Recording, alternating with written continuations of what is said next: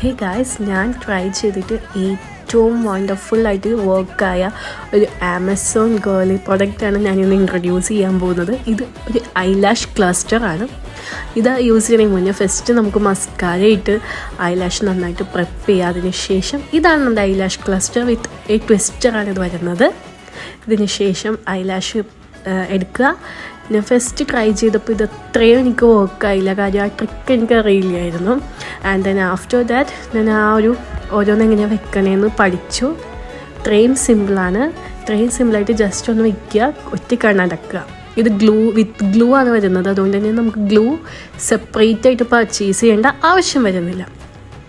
ഞാൻ ശരിക്കും വണ്ടറായിപ്പോയി. Y? Because പേരിന് പോലും ഐലാഷ് ഇല്ലാത്ത എനിക്ക് വിത്തൗട്ട് ഐലൈനിങ് ഇത്രയും നല്ല ഐലാഷസ് തന്നു. So for comments comment below link.